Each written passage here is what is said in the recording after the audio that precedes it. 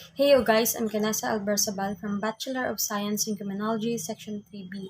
So for today's video, I'm going to share to you my reflection for the final coverage about life and works of Rizal. So after Rizal's death, he became the object for people's stupidity in different sectors.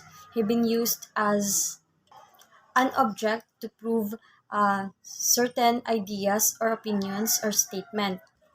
He's been through a lot of advertisements, pamphlets, and any other form of um, persuading people, especially by the political person that will run for a political position. Personally, sometimes I use a certain people or person to prove my ideas and to support my point. But, of course, in a way that I could give something to someone. And also, I use it not for my own good, but for the people to understand what I am trying to emphasize or imply. So after that, there's a lot of personalities who made the Rizal Bill, which is the recommendation of Rizal's deeds to be read in schools and universities. But of course, it wasn't approved by the government and the church because they thought it's against them. It is very important for me to study the deeds of Rizal in order for me to learn the history of my country. It can also help me understand about history. So those books which is recommended to be read in universities and schools are those No Limitang Hire and the novel Il Filibusterismo. But since it is about exposing the friars, the corruption, the maltreatment, the cruelty, and the manipulation of the friars to the Filipinos, it hasn't approved, but the people can read the shorter edition of the novels.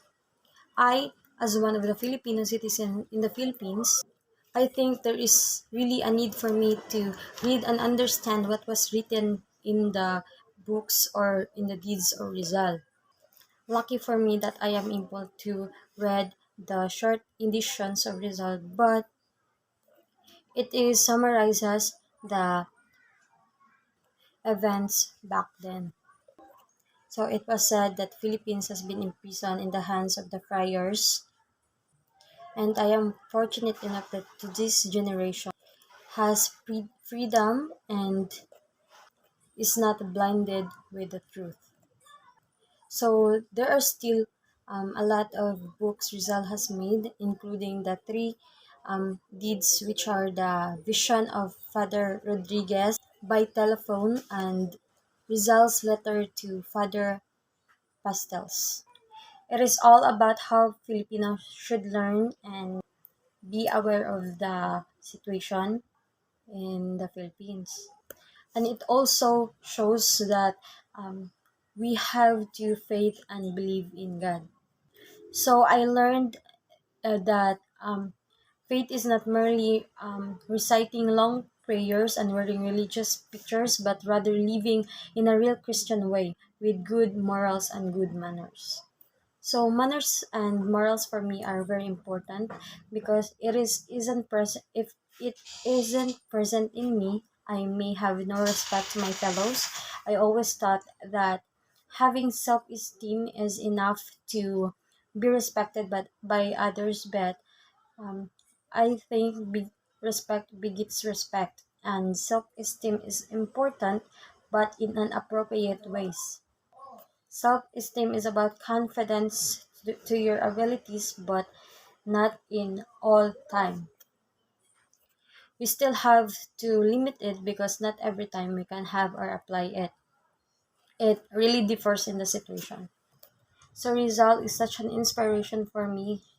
He is an educator, a motivator, and a role model because of him I can learn a lot about life and history. He deserves being the national hero. He may not fight with the enemies physically, but he fought for the country silently with the use of his intelligence and power. That's all.